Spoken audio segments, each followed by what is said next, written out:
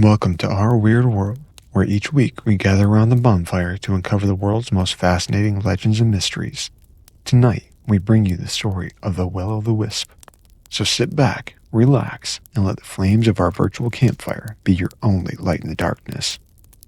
In the heart of the English moorlands, past bramble-laden fields and ancient woods, lay a patch of treacherous bogland. To most villagers, the bog was an ominous place, shrouded year-round in thick fog that clung to the earth like a ghostly blanket. On clear days, you could see strange shapes in the mist, shadows that seemed to move on their own. But it was in the dead of night that the marsh came alive with something more unsettling. Tiny lights that flickered like stars fallen from the heavens. The locals called them Willow-the-Wisps, ghost lights known to appear just as one was most lost and in need of guidance. To chase a will-o'-the-wisp was to court death, they'd say. Anyone foolish enough to follow the lights would be led into the bog's darkest heart, swallowed by the mire without a trace. The older villagers claimed the lights were the souls of the restless dead, cursed to wander forever, guiding the living to their doom. But Thom was never one for ghost stories. The burly farmer laughed at these tales, dismissing them as superstition. Will-o'-the-wisps?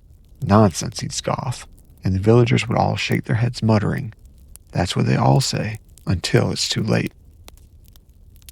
One autumn night, as storm clouds brooded over the village and a thick mist blanketed the moor, Thom decided to put the legend to the rest. "I'll prove it to you all," he declared at the tavern, pounding his fist on the wooden table. "Nothing but swamp gas and tricks of the light." The crowd fell silent, some turning pale. Old Miss Caldwell, hunched by the fire, fixed him with a glassy stare and whispered, "The marsh has a hunger for those who don't respect it. Mind yourself, Thom, or you'll be next." But he waved her warning away, his pride burning brighter than the caution that had kept the villagers safe for generations. When night had fully fallen, Thom packed a lantern, grabbed a sturdy stick, and set off toward the moor. With every step, the sounds of the village grew softer until he was swallowed by the eerie silence of the marsh. Shadows twisted through the fog, trees stood like skeletal figures, and only the sound was the soft squelching of his boots in the damp earth. As he pressed deeper, a faint glow appeared ahead, a small flickering light hovering just above the ground like a tiny flame untouched by the wind. Thom smirked. "There it is," he muttered. Without a second thought, he began to follow it, confident it was merely some natural phenomenon. But the light moved as he approached, slipping just beyond his reach. He followed it over roots and stones, deeper into the bog, feeling a strange compulsion to keep going, even as the fog grew thicker. He called out into the mist, his voice muffled, "Show yourself." But only silence replied. The glow moved further ahead, and Thom quickened his pace. His steps grew faster, his breathing more labored. He didn't notice that the marsh had begun to change. The mud was softer, the earth sinking slightly beneath his feet, and the chill in the air was sharper, laced with a dampness that clung to his skin like an icy hand. Soon the trees thinned, replaced by a low, stunted brush, twisted and warped, their branches like gnarled fingers reaching out to snare him. The ground was patchy, interrupted by pools of dark, stagnant water that reflected the light like 1,000 eyes.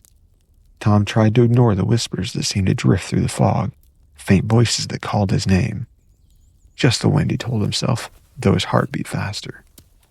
After what felt like hours of chasing the elusive light, Thom felt a strange sensation, a pull, as if the marsh itself was luring him forward.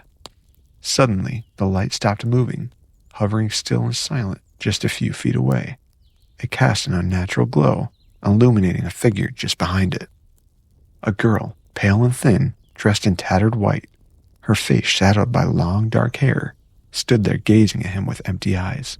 Her hand reached out, beckoning him forward. A chill ran down Thom's spine, but he couldn't stop himself from stepping closer. As he did, he noticed her lips were moving, though no sound escaped them. He strained to listen, his heart pounding in his chest. Finally, he heard her whisper, barely audible. "Who are you?" Thom asked, his voice barely a whisper. But the girl only tilted her head, her eyes filled with something between sorrow and malice. She gestured again, drawing him deeper into the fog. Despite the terror building in his chest, he couldn't turn back. The marsh seemed to close in behind him, trapping him in its cold, damp embrace. Suddenly, his foot slipped and he plunged into a pool of icy water. He gasped, the shock stealing the breath from his lungs. The water was deeper than he'd thought, cold and murky, and it pulled him down with a force that felt unnatural, like unseen hands gripping his legs. He thrashed, trying to find solid ground, but the more he struggled, the deeper he sank. Just as he began to lose hope, he felt something brush against his shoulder, a cold, clammy hand. He looked up and saw the girl, standing on the edge of the pool, her face blank and expressionless. "Please, help me," he gasped, his voice barely a whisper.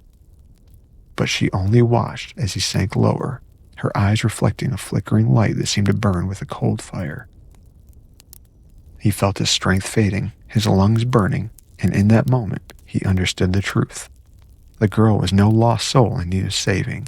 She was part of the marsh, a spirit bound to the fog and the mire, forever drawing the living to their doom. With one final, desperate breath, Thom tried to pull himself free, but the marsh swallowed him, pulling him under as the light flickered one last time and disappeared. When dawn broke, the villagers found only his lantern, half submerged in the mud near the edge of the bog. They knew better than to search for him. Those taken by the marsh never returned. But that night, as the fog rolled in once more, a new light appeared, flickering faintly in the distance. The villagers whispered that it was Thom's spirit, cursed to roam the bog for eternity, joining the other restless souls in the dance of the Willow-the-Wisps, waiting to lure the next unwary traveler to his fate. Now, whenever the marsh is blanketed in fog, villagers warn anyone who will listen. If you see a light in the mist, look away. Do not follow, for the marsh remembers, and it hungers still. As we leave you here, remember, the legends of our weird world are boundless. If you've enjoyed these stories, please share, like, and subscribe to our channel for more content. Your support enables us to keep these stories alive. Until next time, stay curious and don't go searching for trouble. You just might find it.